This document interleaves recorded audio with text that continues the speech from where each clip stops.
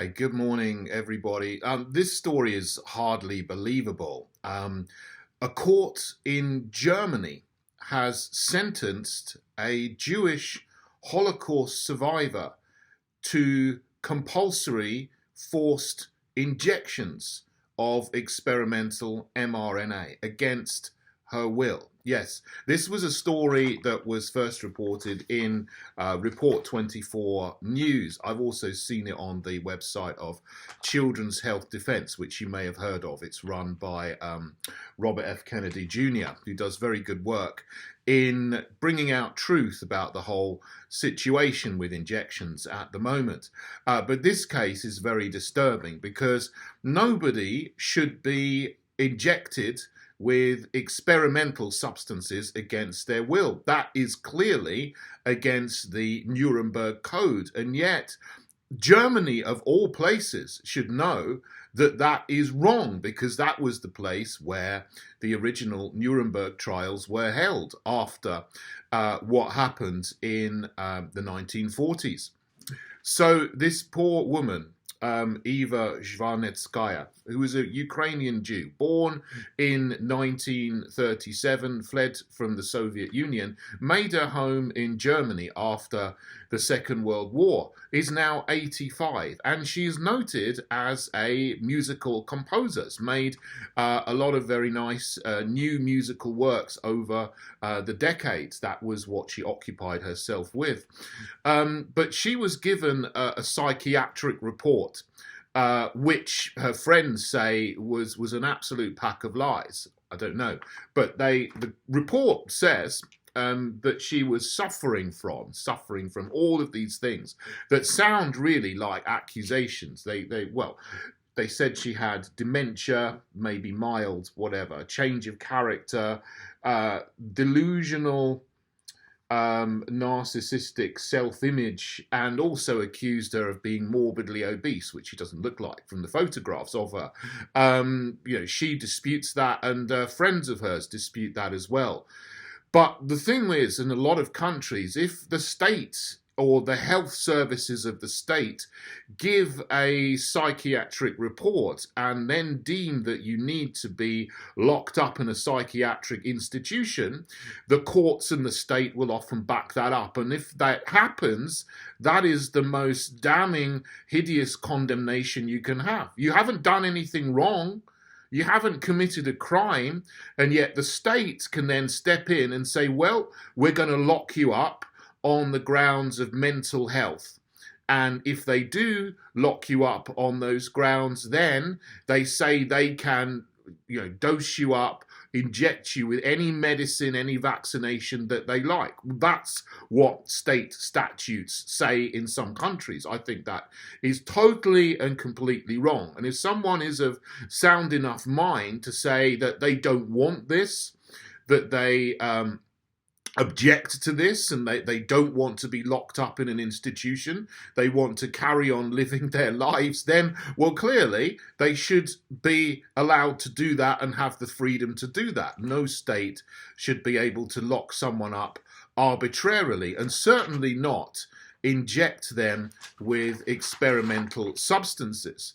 Now, the court ruling, which came in Stuttgart last week, some of it really is quite chilling. I'll read a little bit of it to you, which is obviously it's in German, but the bits I've got here in the report that were translated into English, some of them say, okay, the placement of the person concerned by a guardian in a closed ward of a psychiatric hospital or nursing facility is approved until December 2024. So an agent of the state can appoint the health services or somebody to be the guardian. So she loses her rights, and someone else is appointed as a guardian of this person who can make all the decisions related to that person. We have that system in the UK as well.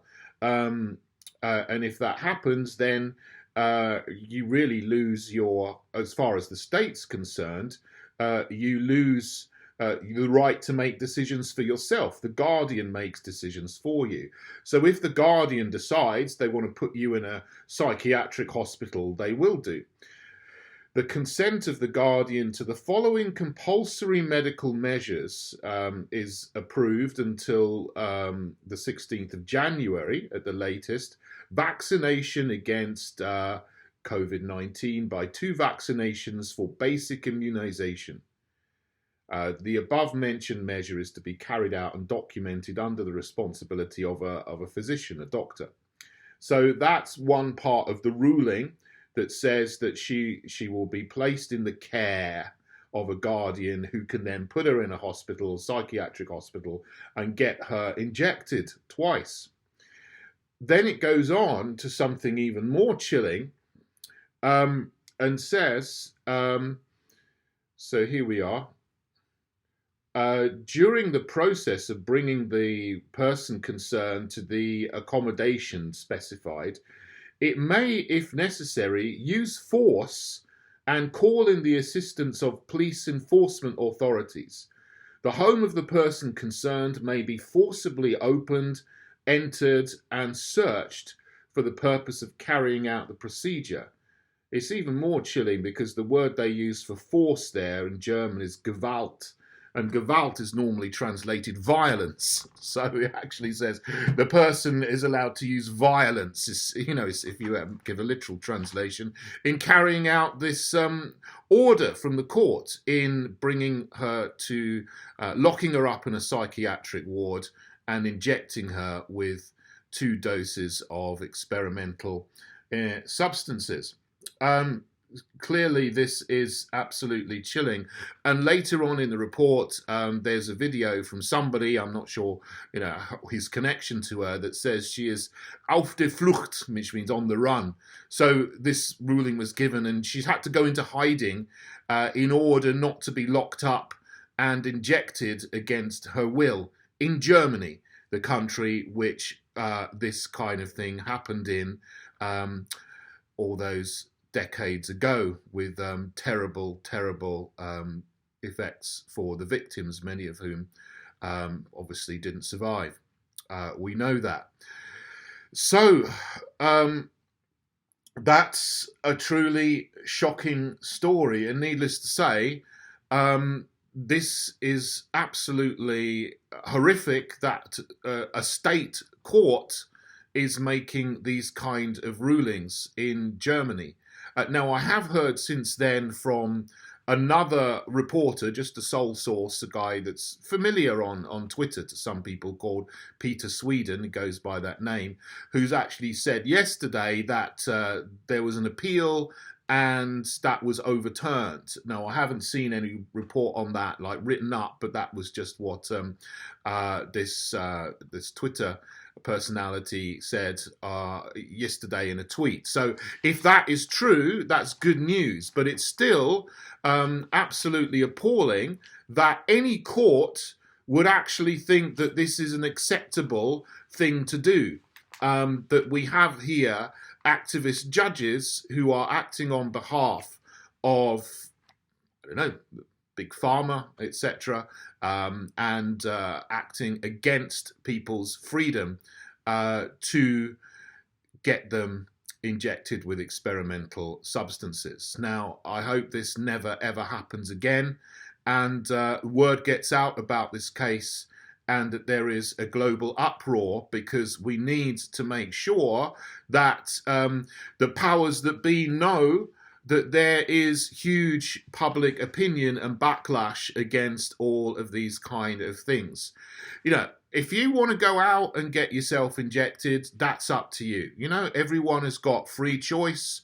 They want to do that, that's fine. Although, informed consent for any medical procedure means that you are fully made aware of all the side effects and consequences of any thing that you are taking, and that you have access to all of the long-term safety data. And of course, in this case, there was no long-term safety data, because they were rushed onto the market under emergency authorizations very, very quickly with just 3 or 4 months of testing.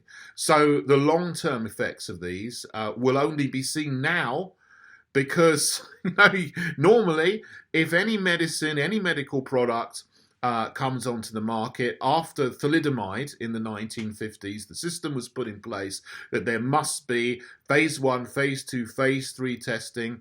Phase 1 testing is on just a small number of people, maybe 10 or 12 people over 6 months. And that is to make sure that there's no, immediate safety concerns.